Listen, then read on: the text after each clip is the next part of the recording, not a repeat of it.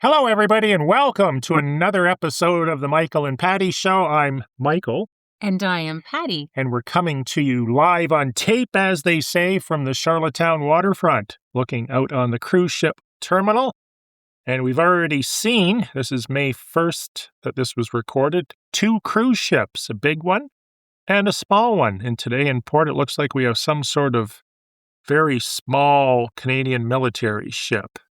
Yeah, we have blue skies with white clouds, even though we thought we were going to get like 5-6 days with nothing but rain. But it's absolutely beautiful here today. Well, the one thing I've noticed moving here, and I have checked the stats, and I know we're not number 1 in Canada, but we're certainly up there for the most sunny days per year, just based on my having lived here for 28, 29 years or whatever it is. I think it's 29 this October. In contrast to living in southern Ontario, which is where I did before, the Toronto area, you'd have this awful lake effect cloud system that would just hover over your head for what seemed like endless months. On top of that, you'd be walking around in this slushy snow all the time. So PEI, and for the most part, Atlantic Canada has really 2 things: lots of sunny days, and you can actually see the stars at night, which because there's not a lot of ambient light. Have you noticed both of these things, having moved here as well and being, as we call it, from away? Yes, I actually have. And we've had, at least I have over the years, a few scientists that had brought that to my attention. So it's funny that you've mentioned that. But this is where they wanted to set up their little research laboratory, was a place on PEI because we did have very dark skies. The scientists or astrologists? No, this gentleman, the one gentleman that I'm just thinking top of mind right now, he was a scientist. That is how he identified himself. Interesting. Let's get on with the first topic today. Get your home appraised, sometimes more than once, before calling an agent. This is Patty's and my dream, and probably most real estate agents, is I hate getting into this endless price debate, especially when you're dealing with non-professional real estate sellers, all of which think their house is worth more, best location, best builder, best floor plan, best yard, best everything. They're attributing value to things like it's got a view of a creek. That list goes on and on. Yeah, you couldn't build this house. Oh, yes, you couldn't build this house for this. Well, that has nothing to do with anything. Real estate is supply and demand. If people think it's worth nothing, it's worth nothing. If it's worth something, they're going to tell you it's worth something. But that list just goes on and on. It would be great in an ideal world if you did, when you're thinking of selling, get an appraisal, or maybe even more than one appraisal done, because residential appraisals don't cost that much.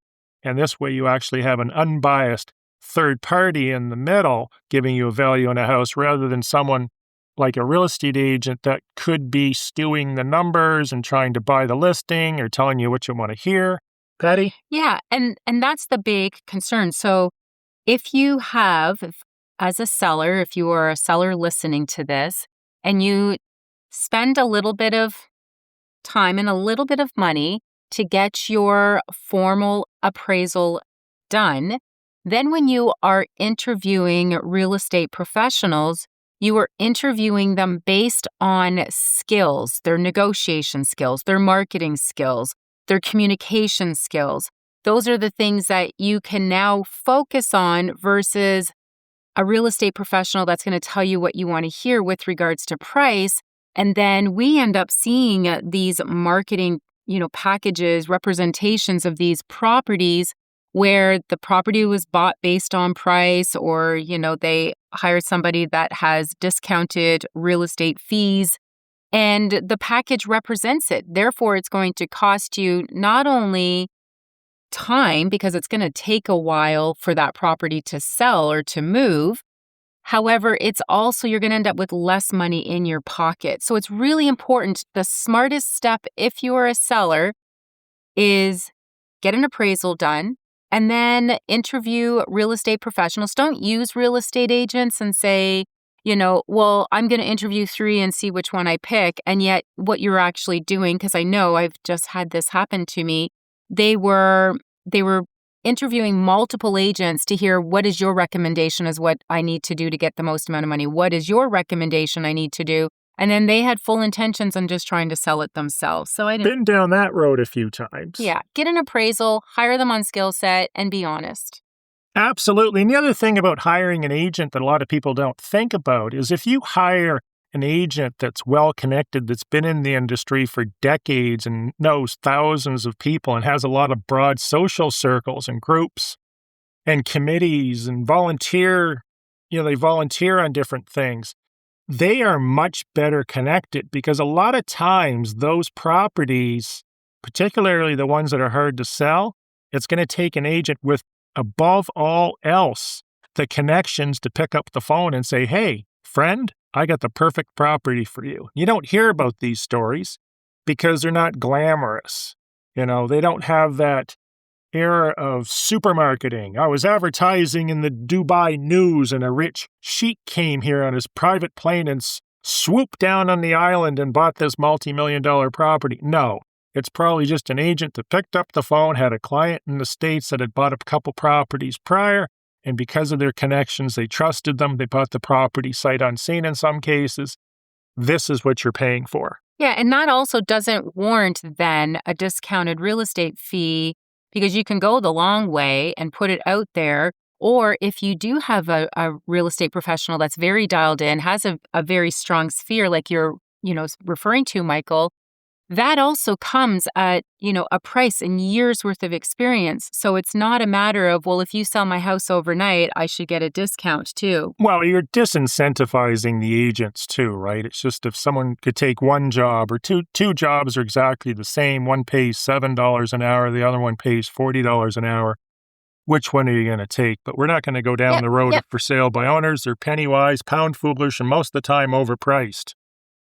And annoying, because the other thing they'll do is when you go to see the house, they're going to show you a whole bunch of features that you might think are negative. But since they don't know you as a buyer, they're showing you stuff that you don't want to see. And the stuff that you are interested in, they don't show you. Have you found that? Yes. So, and I was given this quote many years ago.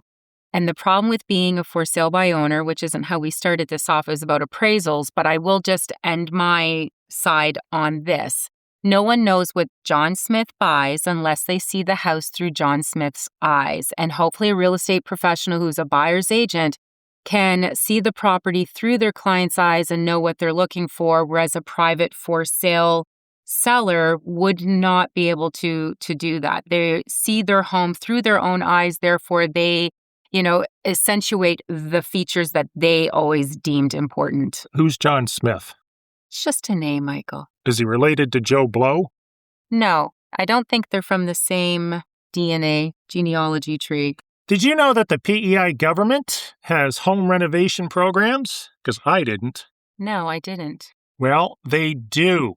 In PEI, if you go to gov.pe.ca or just Google something with that URL in it and put home renovations, what they have is they have renovation programs. They have Seniors Safe at Home program, which of course would apply to you. Funny. Seniors Home Repair program. So before you do any renovations or home repairs or improvements, check out the government website. I know in the past they've gotten into solar panels and heat pumps and efficiency. They also do the PEI efficiency reports too, which are great, where they come through and check the insulation factors and all that sort of stuff. You've had that done before? Absolutely. Patty, pre-approval does not mean approved. Tell us about this. Too many people are out looking for houses. They go to the bank, they fill out some rudimentary 5 or 6 question form, and then the bank tells them they're pre-approved, only to find out that there is massive amounts of fine print, like most banks, and they're not actually really approved. No, and this is something that has been always so problematic. So if you are listening and if you're able to get a pen and paper, I'm telling you, this is what I'm about to just share, breaks it all down so you know you have the terminology and the lingo. So the first level, which is the lightest level of mortgage review, is what is called a pre-qualified. A pre-qualified, you can do this online. You submit your income and, it's income, debts, savings. So whatever you're looking at putting down as your down payment. And it gives an estimate of your current credit situation. That is what a pre-qualified is. So if you're a seller, make sure you know what question to ask your listing agent if this is a huge inconvenience. Yes, your property is on the market for sale, but we don't want tire kickers inconveniencing our sellers. On average, it can take anywhere from 2 to 4 hours for a seller to prepare their home in the inconvenience of time. So you really want to make sure if you're allowing your home, you're opening it up for a potential buyer, that it's a buyer that can actually complete a sale.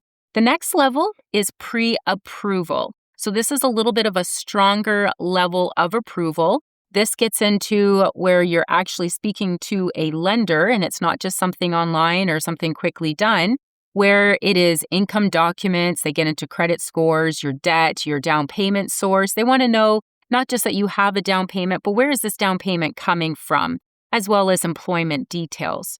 Pre-qualified is level 1, the lightest. Pre-approval is the next level, and then it is approval. And approval typically comes with an agreement of purchase and sale, the MLS details of the particular home that you're buying, an appraisal if it's required. It will end up getting into, your CMHC or mortgage insurance and having that approved.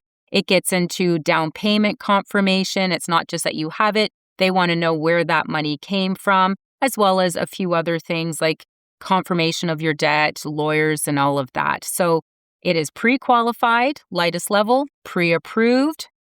You are obviously speaking with the lender and have far more involved. They are looking at documentation, and then your final approval is you've been approved for financing on your purchase. And the interesting part about this is it actually ties back to our first topic, which was appraisals. So after you've got the deal on the table and you send it to the bank for final approval, what are they going to do? Is they're going to send out an appraiser. So if you're one of those for sale by owners or somebody that put an overly amorous or high price on your property that was ridiculous and it wasn't within marketing and you found someone silly enough to buy it that didn't do their research, the bank's going to appraise that property. And if it doesn't appraise, you're not going to get the financing unless, in some cases, where you put up additional cash to offset the differential between what reality is and what the property was purchased for. Yeah, so as a seller, you're not just looking for a buyer to buy your property, because majority of the time there is going to be a lender involved. The lender is also buying this property when they agree to the financing, which is why their name is registered on title for the property. So it's not just a buyer you got to convince, it's also a lender that you have to convince of the price. So if you inflate the price, sure, you might have convinced a buyer to buy it. Chances are, if it is overpriced, the lender is going to go, sorry, we're not giving you the money. Because in reality, who's buying the house? If you're putting 5 or 10% down, the bank's buying the house. You're not buying it. You've only got 5 or 10 points down. They're the ones putting up 80 or 90. Absolutely. So they want to make sure, and this is another thing that ties into the appraisals, is when they get the appraisal done, they also tell the appraiser that I want this house sold in 90 days, because the bank does not want to be sitting on this for a pie-in-the-sky, rainbow emanating price that, could take them 3 to 5 years to sell in any market. I've seen this happen in Toronto, 2.5 years to sell an overpriced house. It happens everywhere. Yeah, and I just want to, shout out, one of my newest clients, his name's actually Mike. Very popular name. Yeah. Mike and Elizabeth, I think at one point were the 2 top names in North America. Yeah, very smart man. He went They're ahead. also very smart. Are they very smart too? Well, he did. He did his appraisal so that him and I, when we started the listing process, we're listing it based on here's the appraised value, because he didn't want to play games. He didn't want to chase down the number. Let's start high and slowly I'm going to keep negotiating with myself.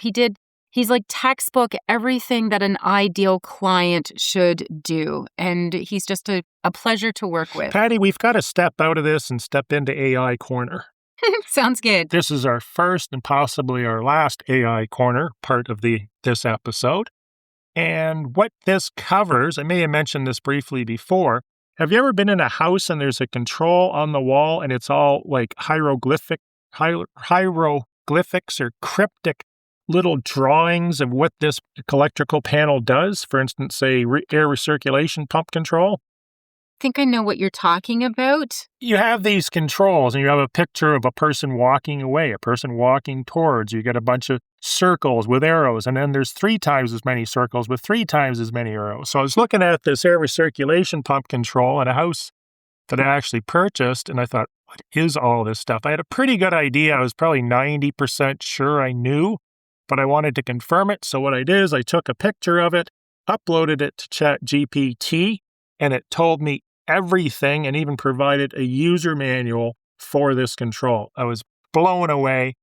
And the integration of pictures into AI is just incredible these days. Remember the other day I sent you a picture of somebody's room that was packed up, ready to move? Yeah, it was funny. That was just created in ChatGPT, but it's mind-blowing what it can do. But if you do have controls in a house, or on anything for that matter, take a picture, upload it to ChatGPT and say, what is this all about? And do you have a user manual? I have a question. This is like an MLS meeting. There's no questions unless you send them in a month prior so we can come up with some political answer. Okay, so within your prompt, when you took the picture and submitted it through ChatGPT, and you're saying it even provided an owner's manual, did you have to put in anything with regards to, because sometimes on those main face screens, it doesn't actually say what the model is or the make is. So it's very specific to send a manual and a user manual for that particular device. So did you have that information? In this particular case, it had the make and the model on the device. Okay, very good. But there's something else I did the other day I took a picture of. It will identify anything. Like if it was a car part or a house part, just take a picture of it, upload it. AI Corner is done. Okay. Patty, you love listing houses that have chalk drawings in them of deceased people. Tell us more about that. No, it's not like that. With regards to, and there is some controversy, and I, even within our industry, disagreement with regards to, do you have to disclose if there was a death in the house? And, a lot, and again, the real estate professionals that I have had this discussion with, say, well, legally, my lawyer says I don't have to. And then I also have, seller clients that say, well, legally, my lawyer said I didn't have to because I told them I wouldn't. Now that I know there was a death in this home, I unfortunately have to disclose it. So here is the black and white not being chalk and a floor, but it is ethically, yes, we should disclose any kind of passing within the home, whether it is a murder, a suicide, a peaceful passing. We ethically, within our real estate obligations, fiduciary, should disclose that there was a passing, because some people have real mixed feelings about this. So if it is a murder or if it is a suicide, legally that has to be disclosed, because that is what now this home is considered a stigmatized property. So if it's one of those two or something very similar to those, yes, you legally have to disclose it. If it is just a peaceful passing or something along that line, someone tripped and fell and hit their head and they were found days later, that legally does not have to be disclosed, but ethically we should. So my message to our listeners, if you are a buyer, you should, and this is problematic for you, because I know people that just say, no, not interested. I sold a home many years ago that a husband had peacefully passed away in, and I could have sold this home a dozen times over, but when it came to before I would allow somebody to enter into a contractual agreement, I didn't advertise it as there was a passing, but I just told the agents, if your clients are looking to offer, just please let me know beforehand. And those who know me now know that's going to be a red flag, so just be aware. But 10 of the potential buyers all walked away. They all said not That's only interested. because you left Grandpa in the living room. No, and it was a few years had So first of passed. all, we're not lawyers. Patty's not a lawyer. I'm not a lawyer. You should research this in your own market, your own province or state to verify what she's saying as far as what's legal and not legal.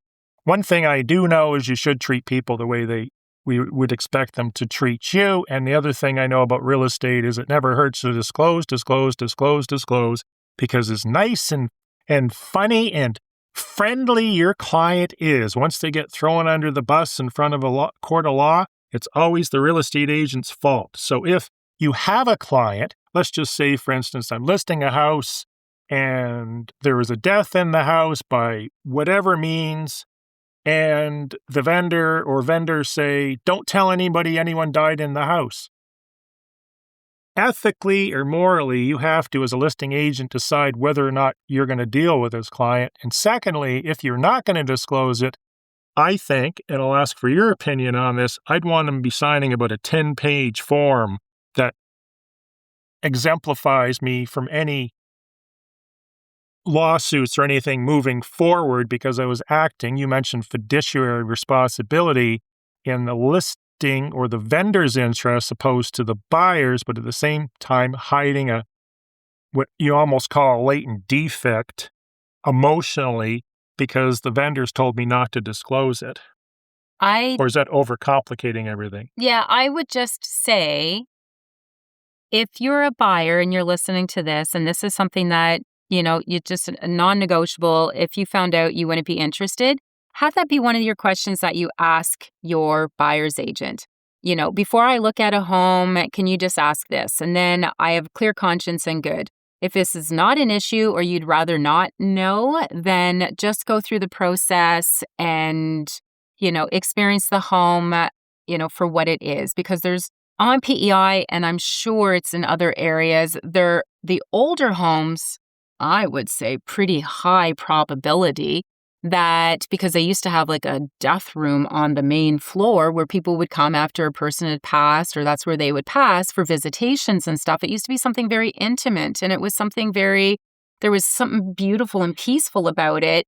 If you're buying an older home, there is the chance of that. So it's not like, and I don't know what their concern would be if there's ghosts or something, but again, we just felt it was an important topic.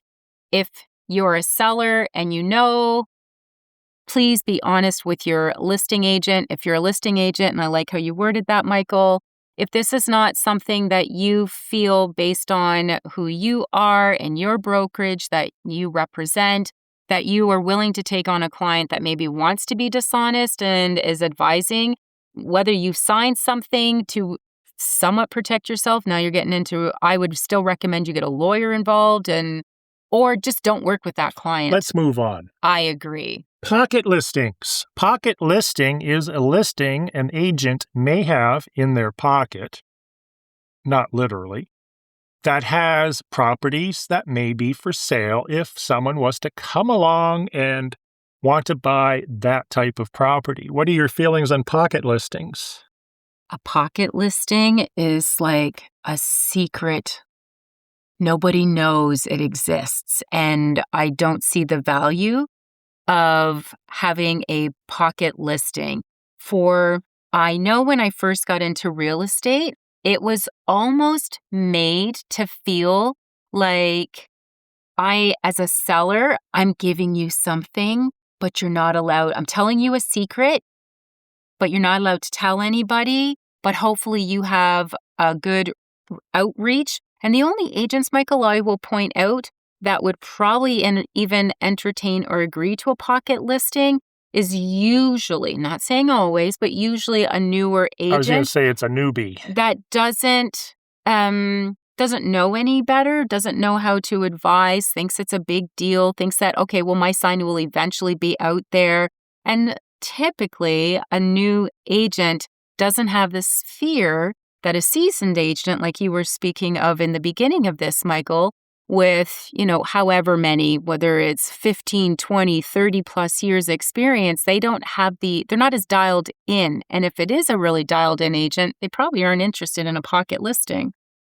The one thing I found about pocket listings that appears to be 100% consistent is they're based on the theme or the premise that, hey, if you can get me 200 or 300% more for my house than it's worth, we'd be willing to sell. So the pocket listing is not any advantage to most practical real estate buyers. And the very fact that you are just, again, a pocket listing is a listing that a seller tells a one-on-one, and they may tell 5 agents that if you find a buyer for my property, I agree to X amount of compensation. You are doing yourself as a seller a disservice because there are over 520 agents on Prince Edward Island alone, and which means on average, each agent is working with, we'll just say 5 buyers. And you're missing out on that huge opportunity of a buyer pool, which if your property is being priced or offered at an acceptable fair market value, you could find an attractive offer coming in by listing it versus keeping it a secret. But they're not going to get an offer because it's grossly overpriced. Moving along to mosquito and black fly infested properties that show well from a drone. And in the winter. So I had a property that somebody bought for about $125,000. It was acreage on some swampland or waterfront as they referred to it. And they felt it was worth $650. So of course, I think I didn't humor them, but other agents did. And years later, it's still on the market. But the aerial photography of this property, of course, because they're taken by a drone in the sun. In fact, I took these photos and lent them out. Doesn't show the one thing I discovered when I was on the property, that I basically got eaten alive. And I do know for a fact, because this area is in what I refer to as a mosquito belt, that in order for people to build homes here, and why they would do this is just beyond me, had to wear mosquito netting. So these aerial photos don't show you the bugs. The experienced agents should know what areas of the island are infested. But this particular area of the island, I've only been able to walk in the middle of winter when everything's frozen. Oh, there's a few areas like that. I sent out a photographer once to a mosquito-infested location, and he called me on the phone inside his vehicle, almost sounding like he was experiencing a Jurassic Park situation. And he said, I swear these are mosquitoes that were living when the dinosaurs were around. That is how huge they are. And he said, if I don't call you back in 30 minutes, can you send somebody to rescue me? Because I probably will need a blood transfusion. There was so many mosquitoes, and even with bug spray, did not take care of him. I was in an area where I sold the property, and it was mosquito infested, and it was so bad I was spraying myself down with DEET as I was walking into the trees, and it was the only time in my life that I've actually heard swarms of mosquitoes. So the bottom line is, for the purposes of purchasers, is be aware of the bug factor. There's giveaway signs, swamp, treat areas, screened-in rooms, but most importantly, an experienced agent should be able to help you and tell you that area, it's infested. And another thing that you can do, and I apologize to veterinarians, but if you have pets and you are looking for, a place, you might want to, you can even ask vets, is this area, because I'm seriously, please don't call your vet for every single, or an island vet for every single property Call that's them on and your tell list. them that Patty Castle sent me. But I do know, and I was told this by a veterinarian, they know areas for people with horses and stuff that it becomes a problem. And I said, I would never have even thought or considered. So it's not just the bugs for us as people, but also with regards to our pets having to be out there and endure it. Patty, a house just came on the market. It's exciting. It's beautiful. You can eat off the floors. They spent dozens of hours cleaning this house. It's beautiful. You bring along a purchaser that's a first-time home buyer, and what do they do but write a crappy offer?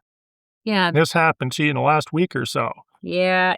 They're assuming, so buyers today are assuming that sellers, especially if a property has been on the market a little bit, and those who only have experience with a very active market on PEI, being since, 2016 our market picked up, but since COVID, it was, 2020, 2021, 2022, it was really active and busy. So now that properties are sitting again, those who were only into understanding or real estate was an interest are assuming, well, stale bread, these guys are going to have to be motivated. It's been on for 100 plus days or it's been on for 200 days. Please know, and I said this when I first got into real estate back in the beginning of 2010, islanders and island residents, which is why we've moved here, is to just have more of a laid back lifestyle, are very patient people for the most part. And coming in with your lowball offers, we're not in a buyer's market yet. Today, we are in a balanced market, not in favor of the buyer or seller. But to come in with such a low ball offer and test, sometimes it works out. But you know what? All that's going to happen is you're going to tick off the seller. I have lived through this so many times, where now the seller feels insulted because this is their pride, this is their home, and somebody just basically said, in their opinion, I'm not saying a real estate or the buyer's opinion, but that it's a piece of crap, and now that buyer is going to pay even more. So your buyer's agent, which this buyer's agent did not do, did not call me to say, what is your client's motivation? Do they have a place to sell? Or move to, what is the situation? What kind of closing would work best? There was no communication. This offer, in fact, I had 2 this week show up in my inbox with no notification they were coming and no communication at all. I knew the one had a showing, but the other was a piece of land, and I had nothing. And unfortunately, these deals did not come together. So make sure you are doing your due diligence. Make sure you're working with a buyer's agent that you're able to have this conversation with. And if you're a buyer's agent, pick up the phone and speak to the listing agent. And if you're a new, the premise for this topic was actually first-time home buyers for the most part too. So if you are a first-time home buyer and you see a house for, say, 4.25, and it might be worth 450, 475, or 5 based on market conditions, but you happen to find that motivated seller, don't put in a stupid offer. If it's worth the amount of money that it's on the market for, and there's going to be 50 showings that week and potential multiple offers, go in at full price or more. Forget about what they listed it for. Just understand that it might have been listed under market to get it sold quick, or put it in a multiple offer situation. I have one more thing I just want to add to this, because there are many, and whether they're first-time home buyers or a seasoned, but they always seem to have some family member that real estate is their hobby, or they're an ex-real estate professional, and they're going to secretly guide and advise and negotiate behind the scenes. So you're listening to them as the middle person, and then you're trying to relay this on to your buyer's agent, which is one of these situations that happened with me, I remember. And they ended up paying more for the property than could have been negotiated. They're taking the advice from the drunken uncle. Well, this particular case was the sister-in-law who used to be a real estate professional. I know. They used to be a real estate agent. How many transactions did they do? I did 1, my own house. Yeah, Just because someone had their real estate license doesn't mean they had any transactions or anything going on. It just means they got their license, no different than getting your library card. Yeah, you should work with an agent that you trust and you believe, and you don't feel the need to listen to your cousin, uncle, brother, or a real estate hobbyist, or an ex-real estate professional. Be honest. Let them know where you're getting your information so that you can be set up for success and get the home that you want. Patty, the data is the data. When we price a house, or more appropriately, an appraiser appraises a house, they look at things like, obviously, the most important first 3 things are location, location, location, followed by age, condition, square footage, bedrooms, bathrooms, waterfront, yes or no, acreage, lot size, road type, whether it's a paved road, gravel, mud, year-round access, seasonal access.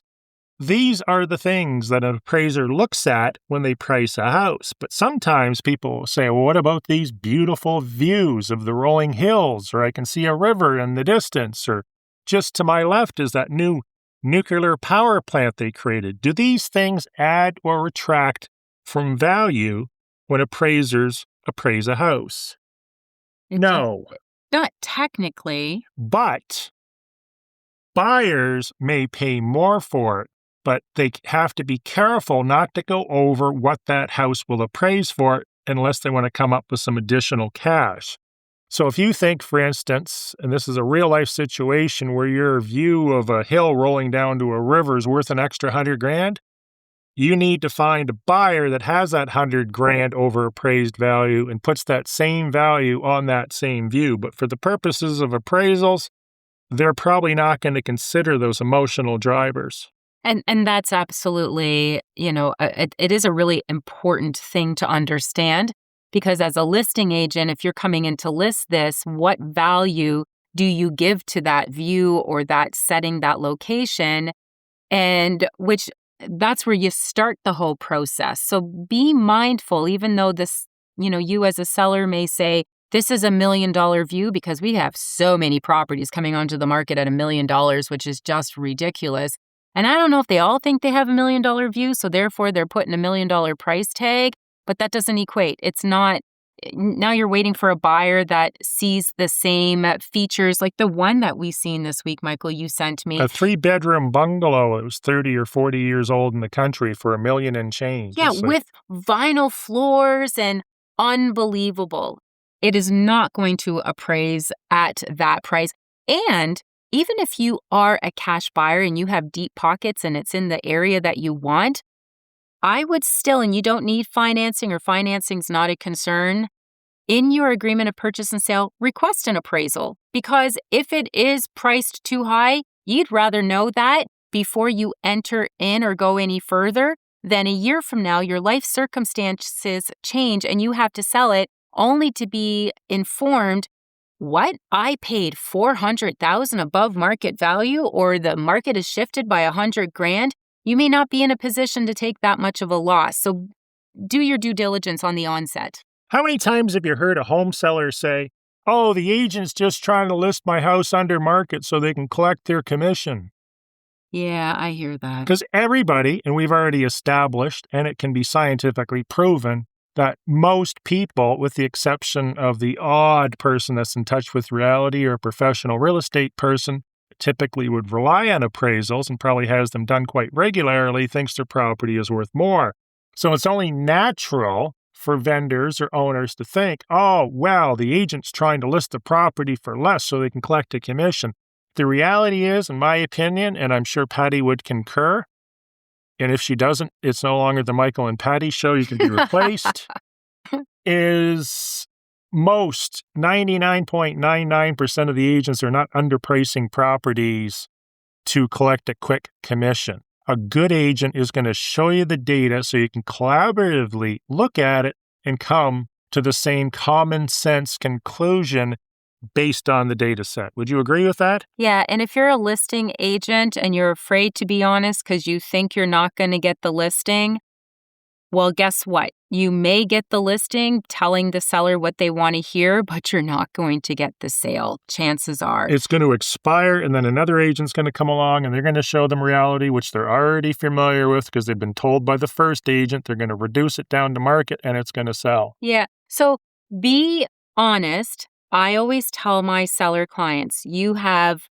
requested my services to tell you pricing intelligence, which I've done so much training on. Here, based on my expertise, is where your property should be positioned or would fare and generate a sale within whatever the days on market are for that particular area, location. This is what fair market value would be. That's not to say they have to listen to me, but I will tell you, I send off an email with that, my Oh, the I told you so email. Yeah, basically, but it's not so We much. talked about that yesterday. Yeah, so I send off a time-stamped message. Now, just know if a transaction closes the next day or a month later at a much higher price, yes, that scale could slide a little bit up because it is a sliding scale. And if there's properties that are similar that sell at a lesser price, you do that same with the same criteria, market evaluation, a week later or a month later, it may end up being lower. So it is your real estate professional. Be honest. Here's what the market is saying. This is where your property should be positioned. Have it time stamped. Give them actual concrete data so that they can reference and you can go back. Send them what criteria you use so you can put in the exact same search going forward and you're not guessing. And as a real estate listing agent, at least I can speak for myself. No, I am not pricing properties to get a quick paycheck so I can move on to the next one. I price properties so that my clients get the most amount of money in the amount of time that is deemed acceptable to them so that they can get on with their next chapter of life and continue living. Because let's face it, we only have so much time here.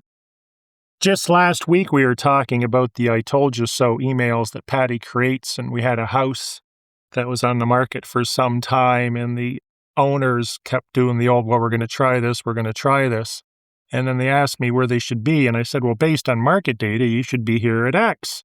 Well, if it didn't turn out 6 or 8 months later of we're going to try this, it sold for exactly to the penny of what the market said it was worth. Yeah, that's your little... Did you get the I told you so postcard in the mail? No, we don't do that. And the same thing, because I had a listing and I sent off, because it was timestamped, and I forwarded you the email when I found out you scooped me and scooped this listing from me.